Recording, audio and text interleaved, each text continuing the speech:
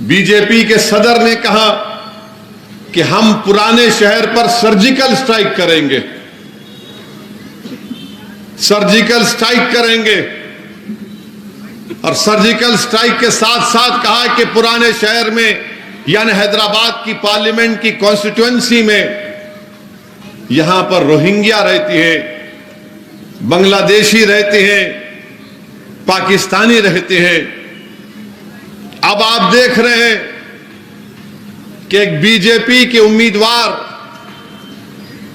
किसी एक इबादतगाह की तरफ, मस्जिद की तरफ रुख करके इस तरह से इशारा कर रही है कि उसके तरफ तीर मारेंगे।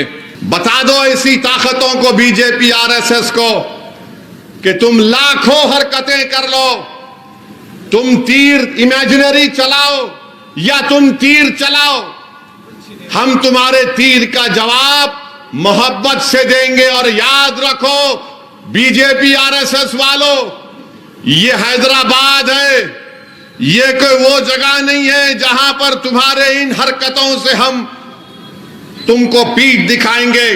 जमहूरी तरीके से बीजेपी के साथ साथ वजीर आजम और आरएसएस के लोगों से हमने मुकाबला किया इस सरजमीन पर। क्या नुपुर शर्मा तुमको और एक मर्तबा चाहिए मिस्टर मोदी? क्या तुमको फिर से नुपुर शर्मा चाहिए मिस्टर अमित शाह? क्या इस विकसित भारत की बात वजीर आजम कर रहे हैं? ये हैदराबाद है बीजेपी आरएसएस वालों, यहां पर हम बरसों से मिलकर रह रहे हैं। ये हैदराबाद को खतरा है बीजेपी आरएसएस से, हैदराबाद के अमन को बर्बाद करना चाहती है, हमको अमन को मजबूत करना है।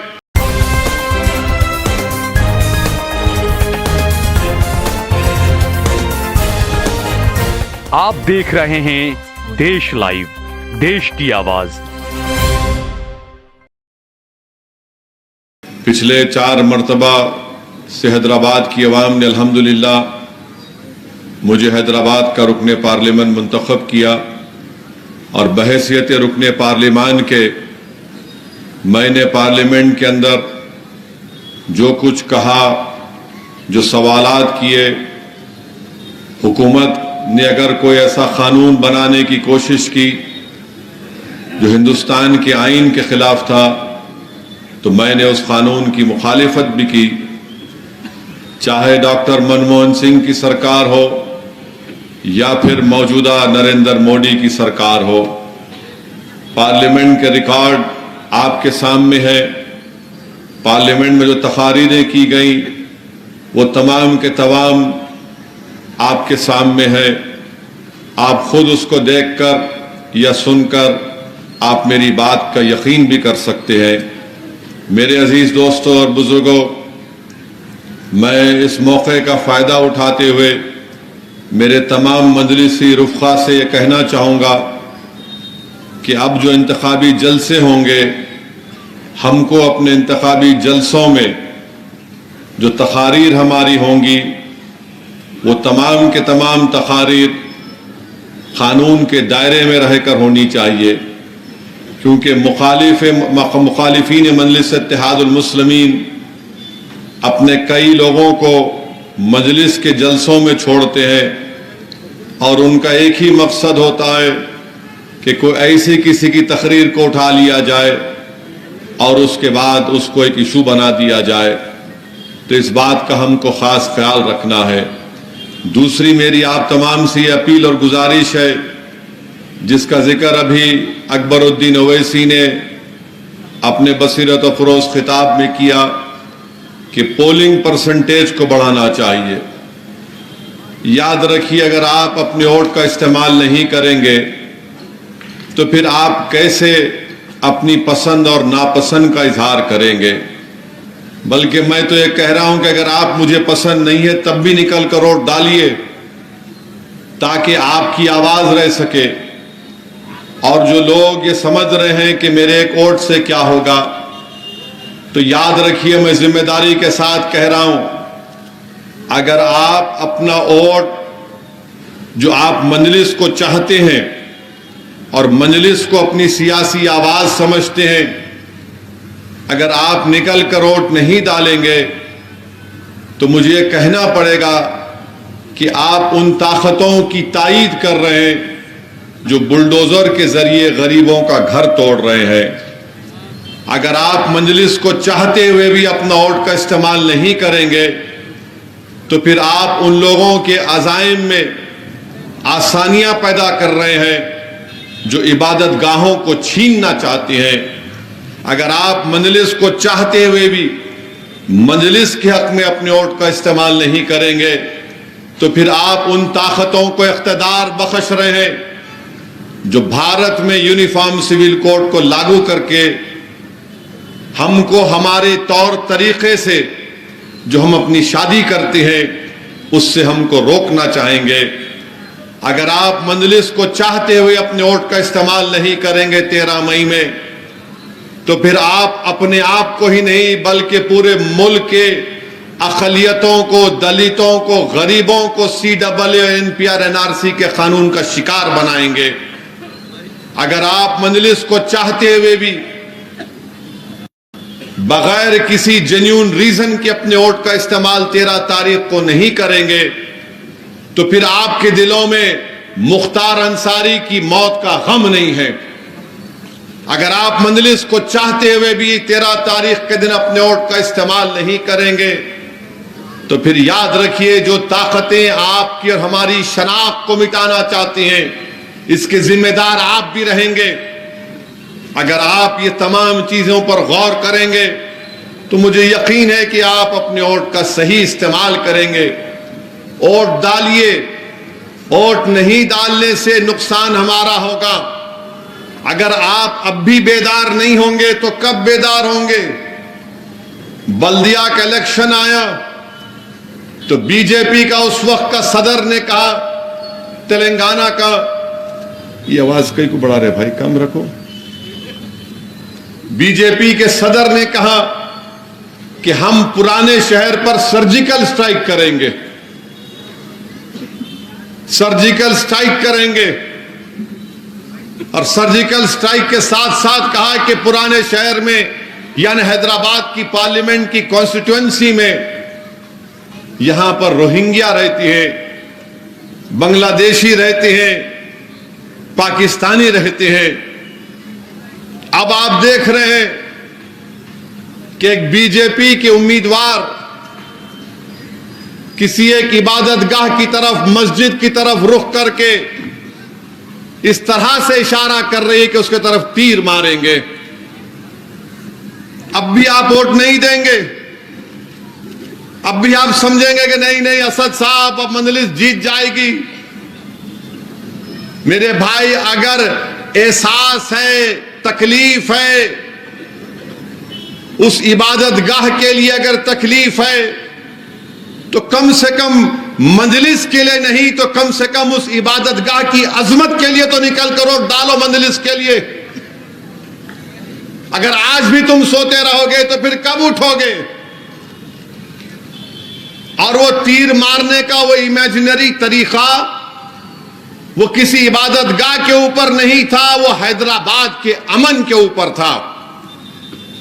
वो तीर मारने का इमेजिनरी तरीका जो बताया गया, वीडियो आया, वो हैदराबाद के अमन को खत्म करने के उनके अज़ाइम दिखा रहे थे।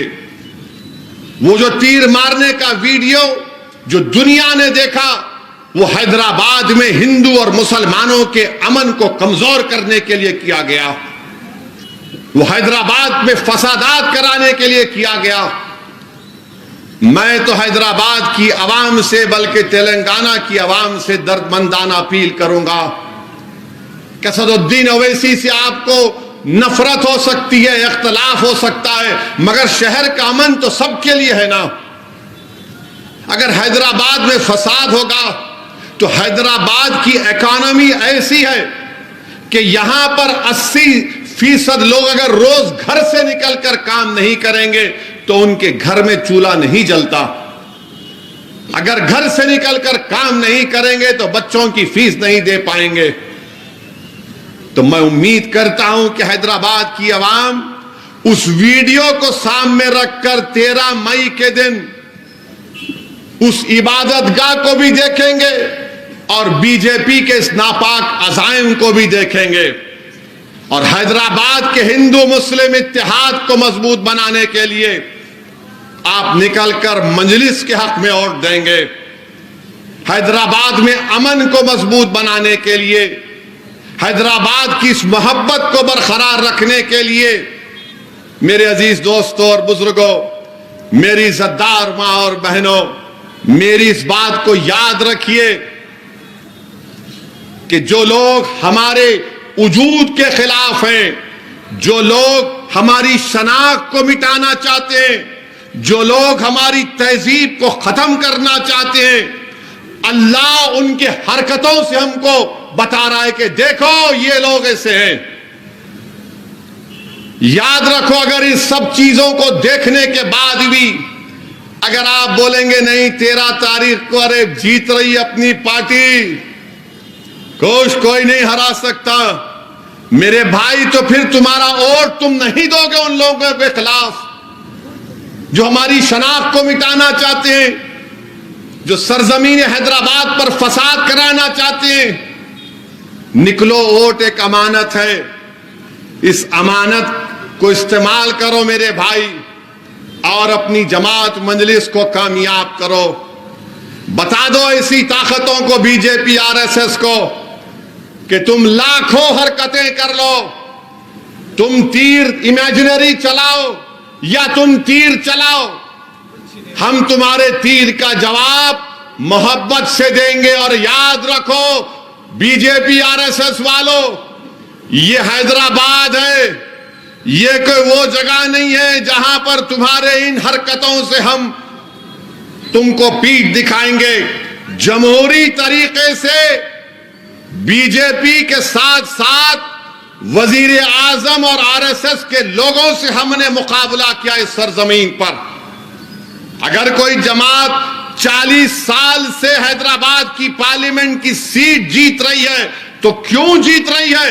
क्योंकि हमने बीजेपी आरएसएस को उनके नापाक अज़ाइम में शिकस्त दी। कैसे दी? आपके इत्तेहाद की वजह से, आपके सियासी शऊर की वजह से। इसको ये चीज इनको पसंद नहीं आती, इसीलिए फ्रस्ट्रेशन में आकर इनको नजर आ गया सब चीजें अब कुछ नहीं हो सकता, तो चलो ये तीर का नाटक करके देखेंगे। मगर नाटक तो तुमने नहीं किया, तुम्हारी असली अज़ाइम दिख कर आ गए। बीजेपी सबक हासिल नहीं कर रही है। 6 दिसंबर उनके लिए क्या काफी नहीं था? क्या नुपुर शर्मा तुमको और एक मर्तबा चाहिए मिस्टर मोदी? क्या तुमको फिर से नुपुर शर्मा चाहिए मिस्टर अमित शाह? क्या इस विकसित भारत की बात वजीर आजम कर रहे हैं? ये हैदराबाद है बीजेपी आरएसएस वालों, यहां पर हम बरसों से मिलकर रह रहे हैं। हमारे मजहब अलग हो सकते हैं मगर हमारी जबान एक है। हमने फसादात को खत्म कर दिया, निकाल कर फेंक दिया। मगर आज आप देखते हैं कि आरएसएस बीजेपी के अज़ाइम यही है। और बहुत सी बातें होंगी, बहुत से इल्जामात लगाए जाएंगे। बहुत से ऐसे लोग भी हैं हमारी सफ़ों में जो बड़ा ये समझ रहे हैं कि ये करेंगे वो करेंगे। अरे मैं तुमसे कह रहा हूं, तुम इब्ने मलजम की नस्ल बनकर आ रहे हो। मैं जानता हूं तुम मस्जिदों की इबादत गाहों के दुश्मन हो, मगर याद रखो वो कूफा की मस्जिद अब भी आबाद है और सुबह क़यामत तक आबाद है। जिसने मस्जिद में बेअदबी की, जिसने मस्जिद में गलत काम किया, दुनिया देखती है कि इब्ने मलजम की नस्ल आज भी है। और जो लोग इनके लिए काम कर रहे हैं, तुम में गीरत मर चुकी है, तुम में एहसास मर चुका है। मगर सब चीज अवाम देख रही है। 13 मई को तारीख बनाने का दिन है और तारीख कौन बनाएगा? जो अपने वोट का इस्तेमाल करेगा और कहेगा कि मैंने अपने वोट का इस्तेमाल हैदराबाद के अमन के लिए किया, मैंने अपने वोट का इस्तेमाल CAA कानून के खिलाफ किया, मैं बार बार कह रहा हूं, CAA का कानून NPR NRC से जोड़कर देखना पड़ेगा।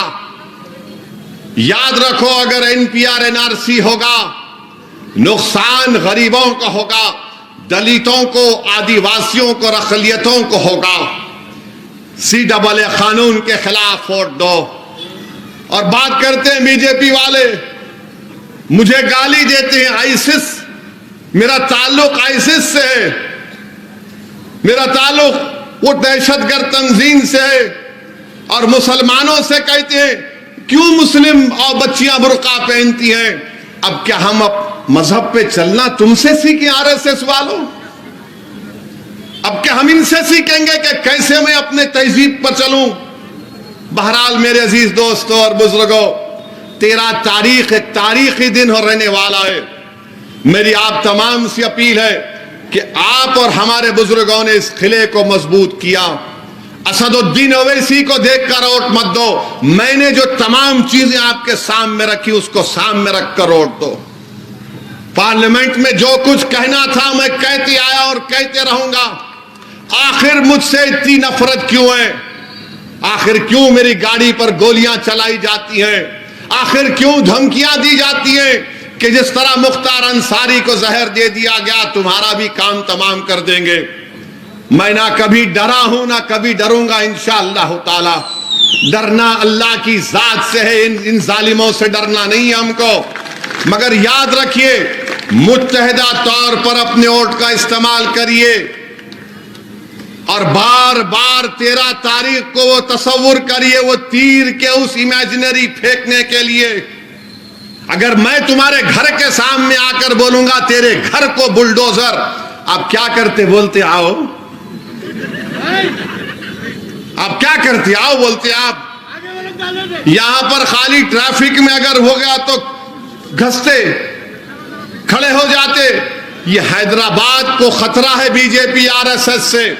हैदराबाद के अमन को बर्बाद करना चाहते हैं। हमको अमन को मजबूत करना है, भाईचारगी को मजबूत करना है और तेलंगाना से बीजेपी का सफाया करना है इंशाअल्लाह ताला। तेलंगाना से बीजेपी को सफाया करना है, मजलिस को कामयाब करना है। बहुत बहुत शुक्रिया। अस्सलाम वालेकुम।